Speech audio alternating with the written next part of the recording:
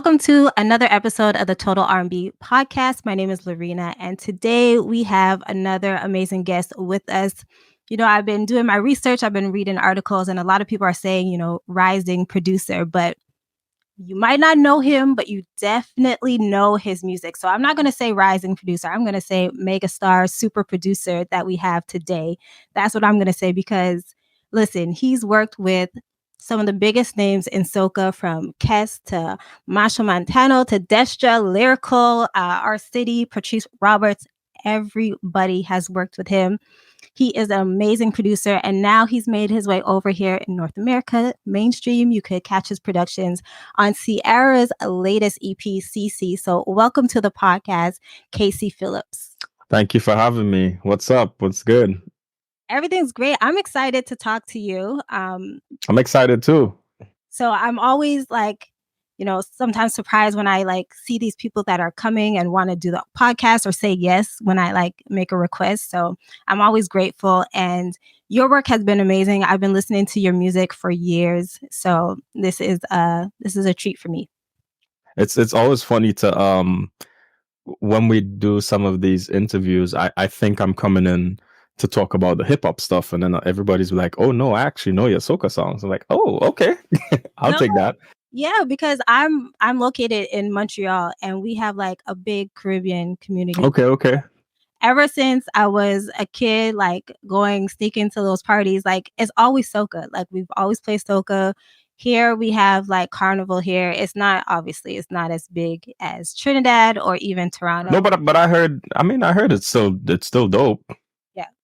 So I've grown up in it, it's a part of our culture here. So yeah, no, I'm definitely familiar with your music. So this is amazing. That's great. So it should be interesting. Yeah, no, we're gonna mix. I want to talk about both what you have going on in the past and present now. Okay. So on this podcast, I always start it off when I have a new guest. I always ask the same question to start it off. So if you could tell me, what is your first memory of R&B music? What comes to your mind? Woo. First memory of R&B music. Now, full disclosure, being in the Caribbean, I don't think I really grew up on the classics. So my classics would be a little more recent. Damn, what do I say is my first memory, boy? To be honest, now I think this might be funny. I think I really started to get tapped in from Brandy Boy's Mine. Now I knew it before, but my mentor worked on that, and that's when I really started to pay attention. So I would say Brandy Boy's Mine, or even Brandy Angel in Disguise. So it's classic. Yeah, exactly. So it may not be the classics, but I'll say those two. Yeah, but you can't go wrong with Brandy because Brandy makes classical music anyways. So. Exactly. I'm a Brandy fan, by the way, if you didn't know. So there you go. You got it. And I'm guessing that you're looking at these songs more as in production, I would assume. Yeah, so the Boy's Mine, my mentor Dexter, he mixed that. So that's how I got tapped into that. I think he mixed Angel in Disguise as well. So it started from the sonics and the mixing and the engineering, but then the songs are great too. No, definitely. Oh, I love that. Okay, so we're gonna go, back because I've been doing research and I've read your bio and everything. And one of the things that I saw is that you produced your first track at 10. Yeah.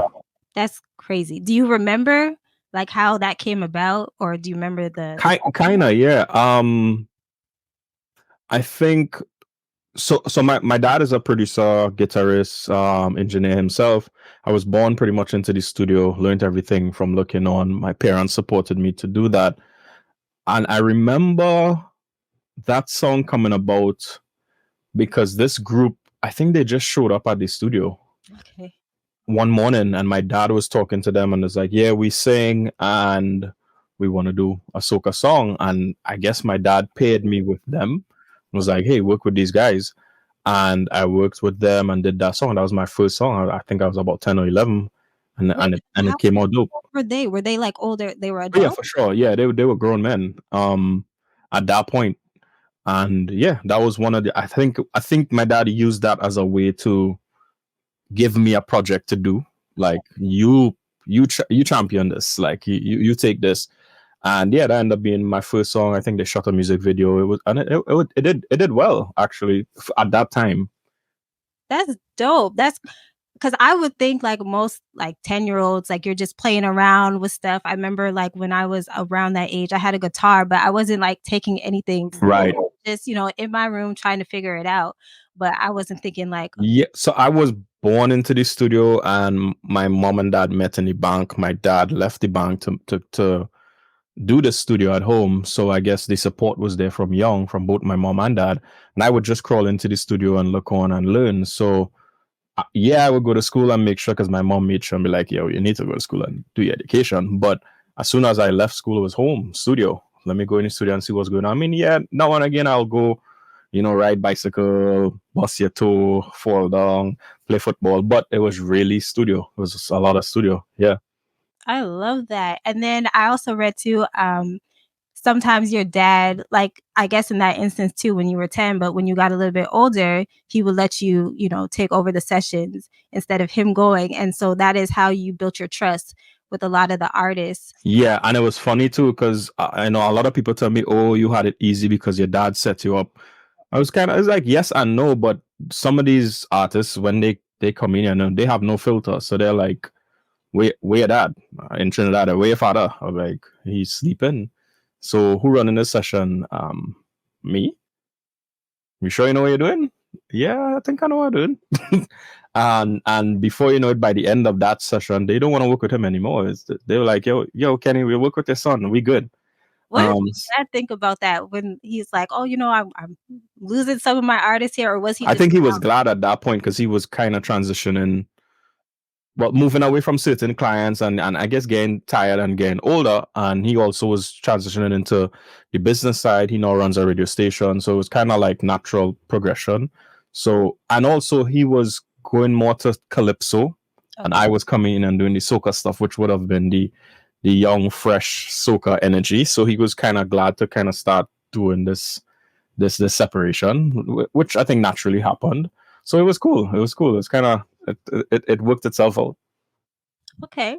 No, because I always like I heard you tell that story, but I'm like, I wonder what his dad was thinking. Like, was this like in his mind, like this is the plan, or was he I just mean, don't get me wrong. I'm not saying it was smooth as ever because we did have certain songs that we didn't agree on, and I remember certain projects where it was like he would work on it, and I'd be like, nah, I don't like this, and he would get upset. But I guess it was just the natural progression of realizing and recognizing one, but um also just being a part of seeing where I think this was when the sound of soca and calypso was changing and it was splitting. It was like calypso was being this way, soca started to take on its own new light, and so it had a lot of a lot of points of contention. It was like, I don't like how that song is cool, and I'll do it my way. And he's like, well, all right, okay, and he go on and he storm off, and but it was cool. It's all part of learning and growing. no for sure, especially when times are changing too, to adapt to the new way of Exactly. sounding, or even like all the different tools and stuff. You have to like learn how to go with the time. Yeah, exactly. Okay. And then so I know now you working on Sierra's EP, CC, you worked with Teron Thomas. Yes. So how did you guys connect? So this story is always funny, and I only realized it like a few weeks ago while doing an interview. I was like, "Yo, it's actually soca that brought me to the Sierra album," which is funny to say. So we did a song, "Cheers to Life." I don't know if you know "Cheers to Life" by Voice. Yes. My younger brother actually produced it, and I finished it. We co-produced it together. Cheers to Life. Cheers to Life was actually the B side of our other song, which was Kerwin Dubois and Patrice Unforgettable. That was the main song we wanted to do. Oh, okay. The voice thing just happened to happen. I think my brother sent it to Voice. This time Voice was fairly new-ish. And Voice tried something, and I was focused on Kerwin Dubois and Patrice. I was like, yeah, this is what we're doing.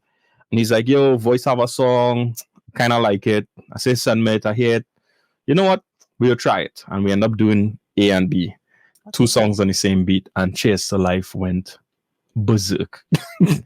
Like out of here, forget about it. So that song got really big, and then fast forward, I think Timothy, who's Tyron's brother, because our city is two of them. He reached out through one of my boys from VI and was like, "Yo, we want to jump on Chase the Life." Now, full disclosure, and I don't think I said this on any interview. Our city, Tyron Thomas and Timothy Thomas, Mm-hmm. by extension Ray Daniel. Shout out to the team. Growing up, they were like, and they still are, the example for us from coming up as young musicians in the Caribbean game. They were the guys that figured it out. They got it. They were writing pop hits. They were doing, at this time was Pussycat Dolls, Jennifer Hudson, Rihanna at some point. So I used to listen to all this stuff. Like I'm a R City fan, right? I know their discography of all their songs, that I didn't know them. So it was like, oh, R City? Okay, cool. So when I get that call that they want to jump on Chase, so like, I'm like, hell yeah, because my boy don't know how much I'm a fanboy, right? I didn't know them. Hell yeah, sure. So they jump on Chase the Life, we put it out, cool. Started to now build a relationship with Timothy at first and doing more stuff, staying in contact. We end up doing a whole soca project with our city. I don't know if you know Fetu. Fetu came from that project, Yes. right? Amazing song. That's from that. And along the way, I would always kind of whisper in the air, like, yo, I really do R&B and hip hop too. I mean, yeah, soca is cool, and that's why I grew up in. Mm-hmm. Love it, but I kind of want to do this too. And I don't know, it just didn't register at first, because I remember Tyrion actually telling me, he's like, oh, you want to do this? I'm like, yeah. He's like, oh, I thought you good with your soca thing. No, I want to do this. So I had to just keep reminding them, and then the opportunity came with the Ciara stuff. He's like, yo, we're going in to EP this project in November, I think, or December, and there's the direction, and send me stuff. And I left Trinidad because I was home at that point, saying, hey, I just need one on this album. Whatever happened, I just need one song that will change my life, just one. And ended up with 5. Yes. So so it's been crazy. And I mean, now that's my partners, there's my friends, and it is always be this surreal full circle moment where I just be like, wait, a decade ago I just sit down looking up to these guys. I didn't even know them. Now I could pick up the phone and call Tyron and Timo and be like, yo, what's going on, and talk shit. Is wild sometimes to really just think about it. Those are stories that I love hearing, because you never think, like, being a kid or whatever, just, in your room looking at the credits or knowing who produced or who wrote the track. And then down the line, through your hard work, you get to actually meet them. It's, to be honest, it's for the last 2 years, it's been happening almost every other month. Oh, wow. Like stories like that. I happened to be working with one of my friends, Steve Octave, and I have a playlist, right, for Joshua Tree when I go to the desert, and then have like Alex Isley, Love Again, Good and Plenty. I mean, I'm sure you know these songs. Masego, Bliss Abroad. Some of these songs on that playlist, because I listen to specific music when I'm there. Yeah. So I'm working with Steve. Cool. We talking shit, and he started talking about Alex Isley and Masego, and he said something about Love Again, and I'm like, wait, hold on. You do Love Again? He's like, yeah, co-producing that song. I'm like, dog, what are you telling me? Because I listen to that song religiously. And then he's like, yeah, I do Bliss Abroad too. I'm like, nah. I was like, dog, get out of here. The whole playlist. yeah, a lot of it, and that's been happening a lot as things start to progress. I'm like, wait, you work on that? Oh shit. So it's been interesting. Oh, that's beautiful how things are just aligning for you. But I did want to talk about that, because if anybody has not listened to the EP, please go. It's on all streaming platforms. You could check it out, CC. And so, like you said, you're on 5 of the 7 songs. Yeah. Which is a big deal. So you're on huge deal. Yeah, with Chris Brown, which is big.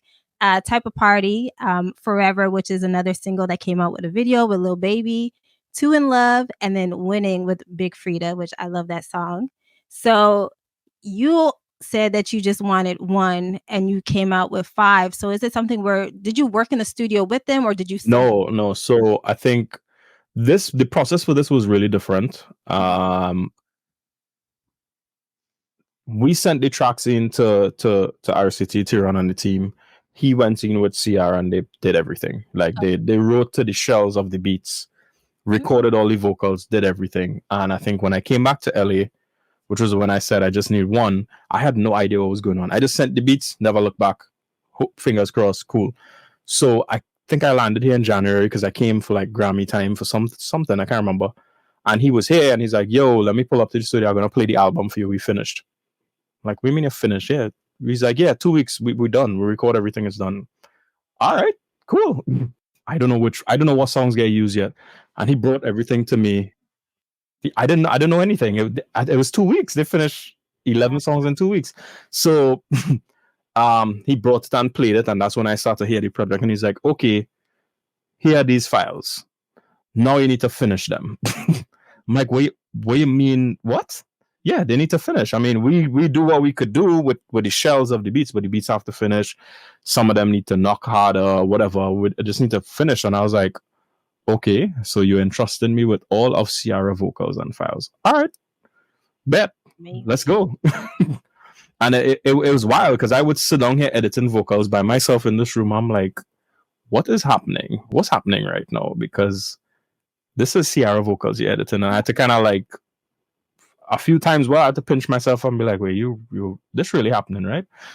All right, cool. Let's just put your best foot forward and just make it happen. So that's how that process happened. And then we just sent stuff back and forth and get the approvals or changes, whatever. And yeah, and that's the ones that went off to mix and finalize. Wow. And has it really, like, sunk in, like, now that, the world is listening to the EP, we have videos out, videos with Chris Brown, videos with Lil Baby. So yes and no. So this is a funny story, right? This was done 3 years ago, by the way. Now it's 3 years. So imagine and just let me just put this in context, and this is not to talk shit, but imagine having a Ciara EP on your phone for 3 years and you are walking around with it on your phone right here. And you just have to be like, oh yeah, it's coming out soon. This gonna change my life, but you know what? I have to wait, so it's coming out soon. So it was, I mean, it was kind of bittersweet at first because it was like we've been waiting on this. Mhm. But of course, when it comes out and you see all the visuals, the music video, even all the stuff she's shooting, I call her content queen because it's just like Yeah. every week is something. I'm like, when were y'all doing this? I guess that's what we were waiting 3 years for. So it's amazing to see the rollout and the response and how far it's gotten with everything. I mean, now we're top 25 on urban, which is crazy. I hoping and praying for top 10 and then number one once we could do that. And yeah, I make the joke with all my friends, but I'm a US top 25 producer now, I guess. Okay. Congratulations. Thank you. No, but that's amazing, and that's something, that's just, like, wonderful, and then it's exciting to see, you put all this work in from, like, 10 years old or even probably before then because 10 is just when you did that track, so you've been doing this from Yeah, definitely. to all the way till now, and it's even something too because you had to leave home, you know? I was just gonna touch on that. I remember a lot of my friends when I was leaving, they're like, wait, you moving to LA? I'm like, yeah. They're like, why? And for me, when I'm focused on something, I only see that goal. I'm like, but what, how can you not see? They couldn't see it, and they're just like, you're leaving your family and everything to move to LA. I'm like, yeah. Well, you're not understanding because for me, I can't understand that side. Yeah. Now I get it and I understand now, but it's like, yeah, I have to go. And a lot of them, when the song dropped, a lot of them came back and was like, bro, you really said you were gonna do this. I was like, but so wait, you didn't believe me when I said it before? Like, I mean, I understand that. I understand now. It makes sense, but it's like, you thought I was lying. You thought I was joking. No, this was the goal. Yeah, but it's not something they see every day, right? So Now I get that. Now I understand that. I'm like, okay, you know what? Yes, it is. It is an anomaly. Like just to pick up from a rock of an island, a dot of an island, Trinidad, to just move to Los Angeles. It's not an easy feat for anybody to just do that. Now I get that. But for me, I'm so one track mind and it's like this has to happen. Which is a blessing and a curse sometimes. But is that something that you get from, like, maybe your dad or your mom to have that kind of, like, vision and discipline to I get don't know. Somebody asked me that recently, and I don't know. I don't know. I would actually, you know what? Thinking about it now, yes, because my dad and mom met in the bank, and my dad did leave the bank to build a studio at home, which people told him was crazy, and that was successful. So yeah, now thinking about it, yeah, I guess it is. I guess it is.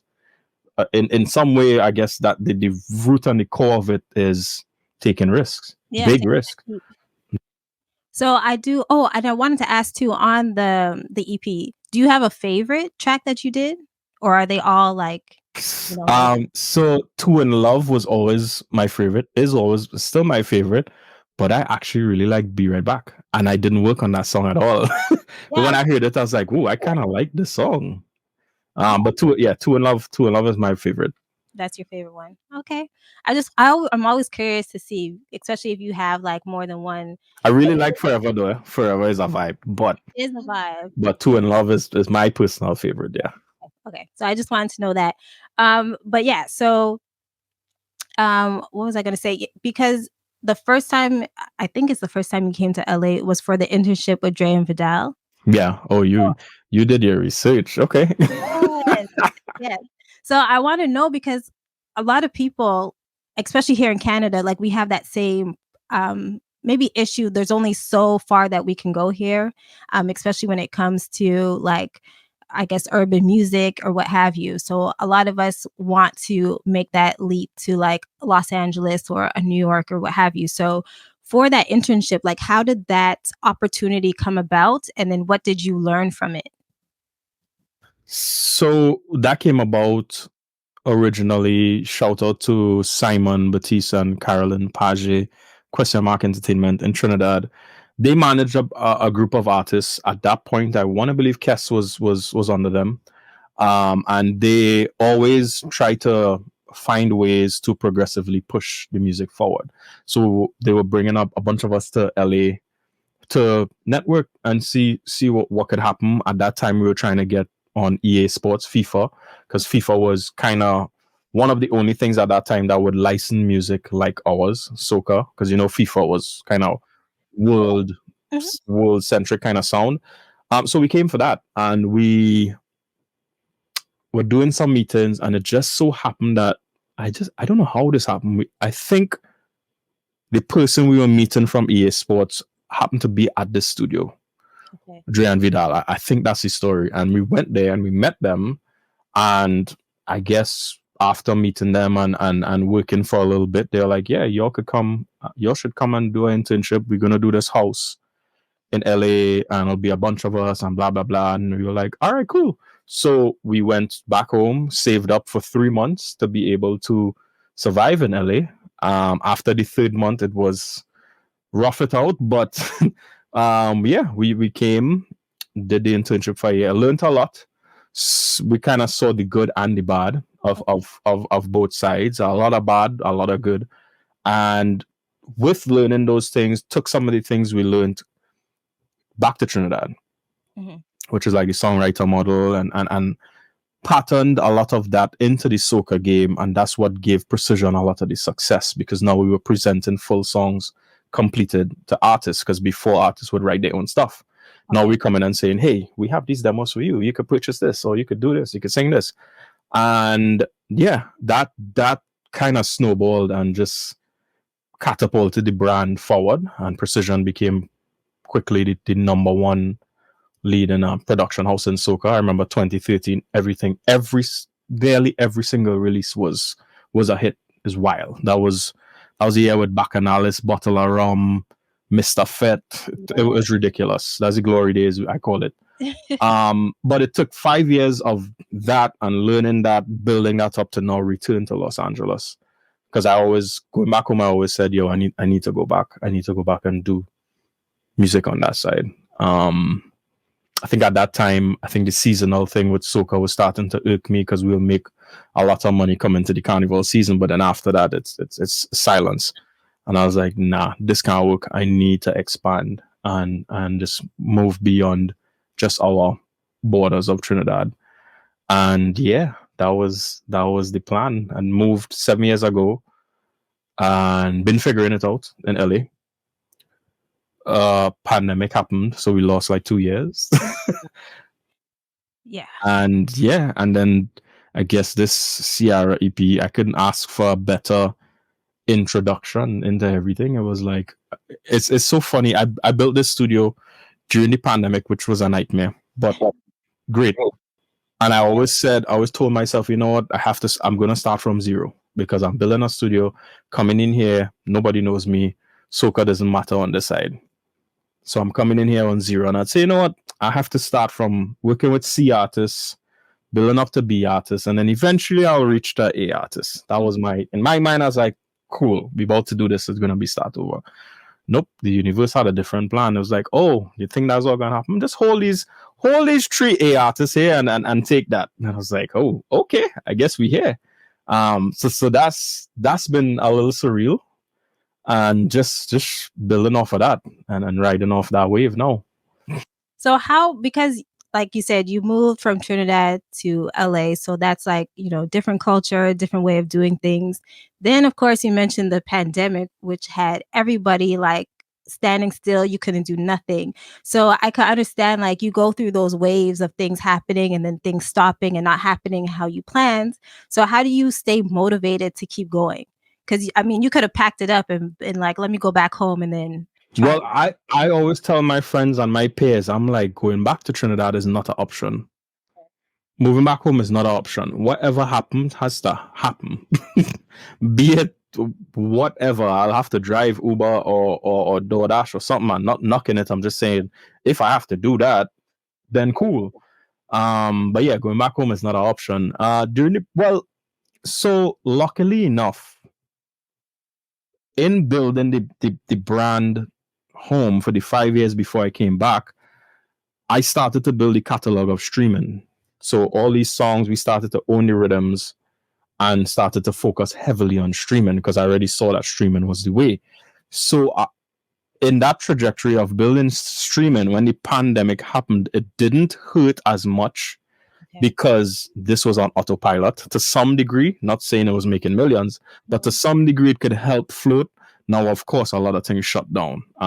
Carnival was paused for a while, so no work was coming in like that.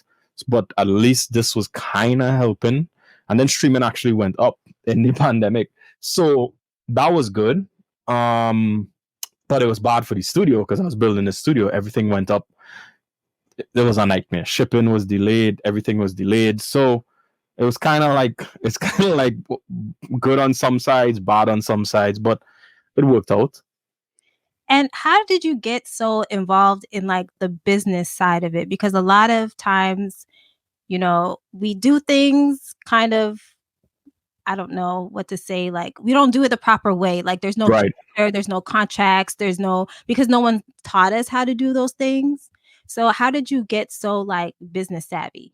I I I always tell people I'm fortunate enough, I'm blessed enough to not be a full creative because I have friends who are full creatives and I see what that is like and they ignore everything business. So I think I'm a hybrid and I always liked business in school. So I think that's one of the reasons why, for some reason, and I probably have to say my parents, I always wanted to innovate. I never wanted to follow. So, or even in soca, I would be all right. We'll do the first lyric video, or we'll be the first one to send our emails this way, or it would always be something. So yeah, with that would always be I want the brand to be at a certain caliber of business practices, be it contracts or being professional or efficient. So I was always trying to be, I guess, on cutting edge of those things. So yeah, it's just something that I strive for excellence in business, and I don't want to be ever looked at or talked about to be like, that person, Kasey's do bad business boy. Nah, I mean, not everybody will love you, but at least they could say they're serious, they're professional, they mean business. So it's always been something I strive for. And that does make a difference, especially when it, like building relationships and stuff like that. Like you said, not everyone's gonna like you for whatever reason, but Yeah, it can't take away that you are professional and that exactly. all those things. And another thing that I loved when I was like looking things up is that everything that you learn, you always bring back home or you're pouring into others, which I think is really important. Like you had that mentorship, but you always are mentoring other people. So I did see on the Precision website, like you have Friday Beats Live that you Yeah, started in tomorrow. Yeah. 2021. Yeah. So if you could tell the people like, well, about it, like what it is, and then why is it important to you to like mentor others? So it came a point when I guess in Precision and the brand, people would keep hitting me up and asking questions all the time. Hey, how to do this? Or a new producer would be like, yo, I want to learn how to do this, or what I should do, how to get in the game. And I was always one that was shy. I wouldn't talk a lot in public. And because all these questions started to come in, I think it sparked something. And at the same time, I don't want to take full credit for that. At the same time, one of my friends, well, my dad's friend in St. Lucia, he was like, hey, I doing this little workshop in St. Lucia, the government helping put it on. I want to bring you to teach. I can't pay you, but we will fly you and we will house you and you could come and teach. And I was like, you know what? Let me think about it because I don't teach. I can't talk in front of a class. So at that time, I was like, all right, let me figure this out. And I was like, you know what? Here, what? Can you, since you can't pay me, can I fly a marketing person to come with me and let's make this into a thing? They're Okay. like, yeah, sure, we could do that. I was like, okay, cool, we'll do it. See, that's the And business side we, always coming out. huh? I said that's the business side always Oh, coming for sure. Because if you're not paying me, I gotta make this into something, right? out. And yeah, we made it into something. We developed the syllabus, posted it up on social media, and made it into something bigger than it was. Now it was still great for them there, but we made it into something. And then when we did that, all the other islands started to ask about it. Like, hey, we need this here. We need this here. Pretty much the syllabus was this is how Precision does it. And we're going to teach you how we do it, be it from production, editing, relationships, working with writers, mixing, mastering, marketing, the full layout. We're giving you the full blueprint. And it was like 4 5 days, I think. Okay. I can't remember. I think the St. Lucia one originally was shorter, like 2 or 3 days. But yeah, that's what it started as. And it just ended up being this workshop. And I ended up doing 5 locations. But it was cool because I was meeting fresh new talent, Mm-hmm. giving people a platform to stop asking me this stuff and just come and learn it in one go. And it was building a community as well of musicians, artists, producers, you name it, and I was giving back. Yeah, if I could inspire one new artist or one new producer to be like, hey, this is what you should do, then cool. I serve my purpose in this workshop. So yeah, it was interesting. And I mean, full disclosure, it wasn't a yeah, I tried for it to be a money making venture, but it wasn't. At first, we had to front a lot of it, lost money a lot of times. But I think the relationships that we built doing it was way more valuable than what it is. And I'll give you another full circle moment.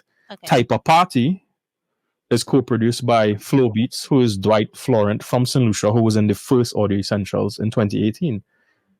So again, you see what I said? It's way the money wasn't worth. The money wasn't great, but the relationships that came out of it Mm-hmm. was way more valuable. So that's just to show you. And I only now saying it like that for the first time as I'm framing it that way. But see, I think that's a part of your story too. You have all these plans, but then God's like, no, it's gonna be. Yeah, I never saw myself being a teacher, Mhm. teaching music. Like I don't talk to people in public. I mean, now it's different. I was way shy before, but yeah, it just happened that way. And also too, I realized when I got up on stage to teach, and it was something that I knew, Mhm. it was way more comfortable. I could prattle for years about this, but ask me to go and talk about something I don't know or not sure about, nah, it ain't happening. No, I feel you on that. It even for me, it's been a long road for me to get here. So Right. No, I get it. Trust me, I get it. You don't want to meet Kasey at 15 years. I didn't speak at all. No, I feel you. I could definitely relate to that. But that's so dope how you had that full circle moment, and then you're also getting to see a lot of the like rising producers and artists, and you're paving the way for them too, because even the stuff that you're doing, like moving here, even creating your production company and all these different things that you're doing, like how you're looking up to our city, so many people are going to be looking up to you and be like, "Oh, there's another way to do things." So yeah, within the last, I would say this year, I think I really settled on that being one of my like that being my purpose, one of them. And it was just being able to be one of the examples to say, hey, we could do this. Our music, our talent, or everything is good enough, because I think we have this misconception back home that our stuff is not good enough to compete on a world scale.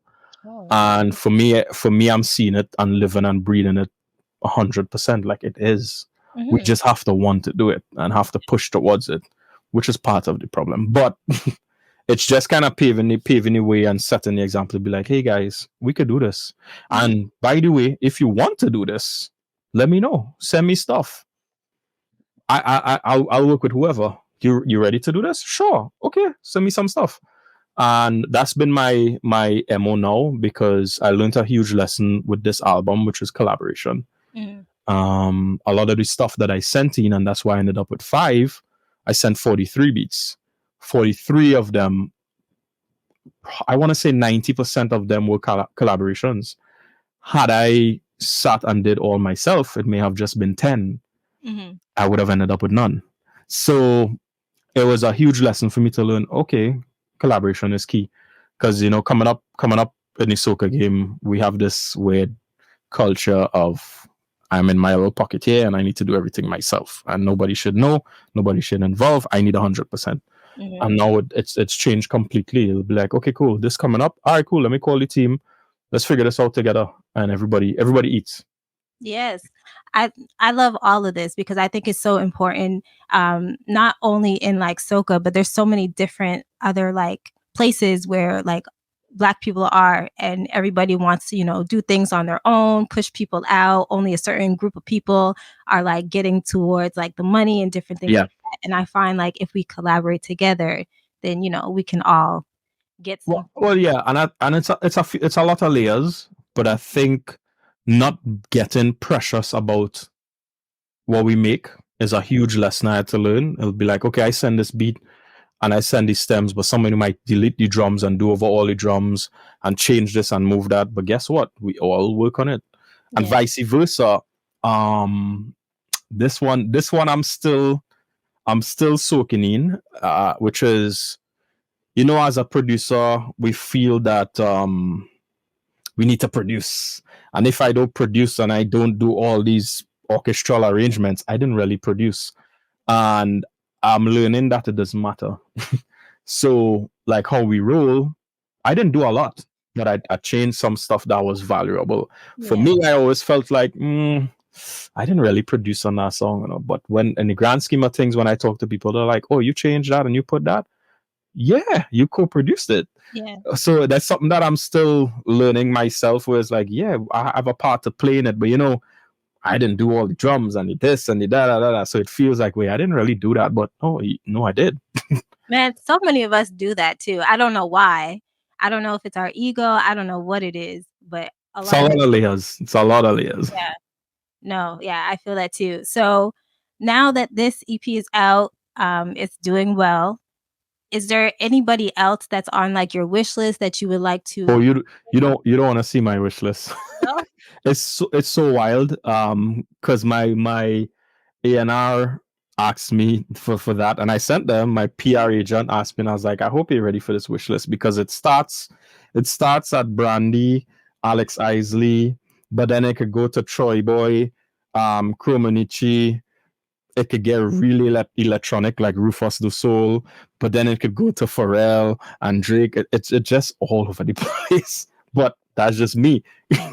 But that's what I was gonna say. Like if you just have a love for music, it's not gonna stick to just one genre. Exactly. Exactly. You're gonna hear things in different genres, and you're gonna, get attracted to that, and you're gonna want to, tap into Yeah, it as yeah, well. So that makes perfect sense. But so far, the names that you put out there, that's dope because I love Alex Isley, Brandy, for sure, love for sure. Drake is amazing, of course. I'm a Drake fan. Yeah. So Not ashamed to say. no, no. But I mean, but at the same time, I'm a Kate fan. I'm a Troy Boy fan. So yeah, it's I would probably get as excited as if it was a Drake song that I worked on. If I did a Kate song, I'd be like, holy shit, that happened. Yeah, it's wild, but I love it.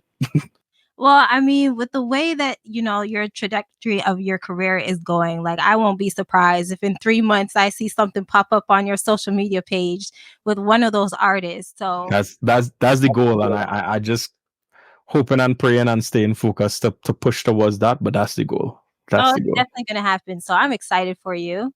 Anything that you could tell us of like what you have going on next? I can't tell everything, but there have been some. So along the journey, because again, this was 3 years ago we did this. I signed a new publishing deal with Sony and been starting to meet a lot of different folks. So we have some sync stuff coming, um, in a really dope show in America. We have some sync stuff coming, but I met a bunch of New Zealanders. Been working with Sam V, Eddie coming in 2 weeks to do some more work. Mixed a lot of Jess B's album. You should check out Jess B from New Zealand. She's dope. She was here last night. Okay. Mixing Blackie's project, Blackie from South Africa. I don't know how this happened, but I've been working with a lot of that side of the world. All of a sudden, it just happened. Blackie's about to be released in America, so that's dope. Huge on that side. Working with Glenn Lewis. Oh my God. Listen. My I know heart. that I know that one would have get you. I love Glenn Lewis. Oh my God. Okay. So we're about to mix Glenn Lewis project that's coming. I don't know if I'm supposed to say that, but we'll see. Okay. Um, and then we have some little secret ones inside there, which I hope they materialize into what it needs to be. I mean, we have more R City stuff coming. Actually, they have a mixtape coming at the end of this month. Yeah, Oh, okay. no, middle of this month. They have a drill mixtape coming, which is different, but it's cool. So that's coming. Oh, I'm Yeah, excited. Okay, so you're putting me on to some new artists, which I love because I love like checking out people that I don't know and like right, right. bring artists. So I love that. And Glenn Lewis, oh my God, I'm like dumb excited for that. So thank you. Yeah, no. Glenn's project is sounding really interesting because it's bringing his style from what he did, but now making it modern. So it's good. I think the mature R&B grown folks gonna really appreciate it. But as well, there's some songs in there that the youth's gonna love. Okay. Ooh, I'm so excited. I'm excited for you. Congratulations on the Thank publishing you, ceremony as well. thank That's you, thank you. a great thing. Okay, so before I let you go, we're gonna make like a little soundtrack. I'm gonna, put out some different moods, and you're gonna tell me which R&B song you would pick. Okay. Just slide in a soca tune if you want. I'm not gonna, Perfect. Okay. you know. Let's see how this goes. Okay, so the first one is, what song would you pick that always puts you in a good mood? I feel I might go with I'm gonna get different ones on purpose. Okay. I'll go with a Troy Boy. Okay. Troy Boy ILI. I think I like it. Yeah, Okay. let's go Troy Boy. I like it for now. Okay, for now. All right. What song would you play to turn up to? Ooh, tune up to. I would say a Drake. Drake song? Okay, which one? Um, either Galchester Okay. or the song with him and Griggs. I think it is. I don't remember the name right now, but yeah. I think I know which one you're talking about. Yeah. So bad with names of songs. It's really bad. Okay. What song would you play when you're in love? You might like this. Mario, Music for Love. Ooh, that's a good one.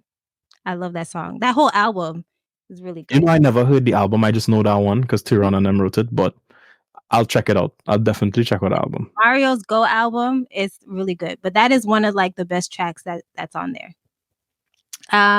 So the next one is what song would you play when you're going through a breakup? I don't know why this came to my mind, but the Keisha Cole. Okay. You know the one with the long note. Oh, Never love? knew. I don't know the name of it. Yeah, it's love.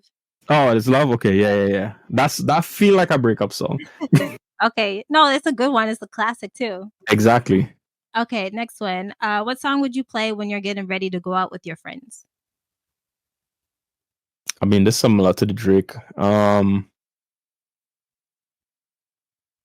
out to get ready. What would I play, boy? What would I play? Cause you see, the thing is, these things change so much because it depends on what's out, and I might resonate with something else. Well, let me see. What to get ready? I'm thinking because I need to check my playlist. I don't remember all these things off the top. Oh, Actually, you know what I really like? I like K Trinada's Wild Side remix. okay. Yeah, that's a good one. That is a good one. What song would you play when working out? Probably something Kendrick. Okay. Um, either or probably all right. I'll say all Mhm. right. Yeah, no, Yeah. that's a good one. What's a song more people should know about? Oh, Victoria Monet moment. Okay. That I'm so excited. I'm gonna see her this month actually. I So I heard the show is crazy. yeah, so I can't wait. But she's another really good artist. So yeah, no, I like that one. What's a song you would play that reminds you of summer? Summer. Yeah. I don't know why this popped in my head, but I would say Omi Cheerleader. Okay. Okay. And then the last one, what's a song you would play during the Christmas holiday? Christmas. Oh, I'll give you a funny one, and maybe you might know it or not. But just because I'm from Trinidad, Scrunter. We'll play a Scrunter. Um, yeah, no, this is Trini Christmas songs. Which one is this Scrunter boy? Eat something. Yeah, eat something. Scrunter. I hope I get this right because they will blaze me. But yeah, Scrunter, eat something. Okay. Yeah, I'm gonna look it up. If I have to correct it, I'll put it in the notes. Okay, yeah, that's the epitome of Trini Christmas. Okay. Dope. Okay, well, thank you so much for creating this soundtrack with me and sitting here with me, speaking with me today, taking time out of your day. I really do appreciate it. This Of was course, thank you for having a me. big treat for me. So thank you. Let the people know where they can follow you to keep up with you. Sure. All social media, Precision Productions. My personal IG is Kasey_Kasey. It's Kasey Phillips on IG. But yeah, Precision Productions, you could find everything there. Of course, we have Friday Beats Live now, which is for all the musicians, artists, songwriters, producers who want to learn. And yeah, I have a little cool little Zoom class going, and the guys come and we make beats, we talk, we they ask questions, I mix songs and show them live. That's really cool, and they seem to enjoy that. And yeah, Dope. Well, thank you so much again, and congratulations on all the thank you. success that you're having. I'm truly happy for you. I cannot wait to see, the stuff that's coming out in the future. So I'm Me all too. I'm curious. I want to see what happening next too. well, I'm always here cheering you on. So thank you again. Thank you. I appreciate you. Of course, this is the Total R&B podcast. Again, my name is Lorena. We are a bi-weekly podcast. So we will be back in 2 weeks with a new interview.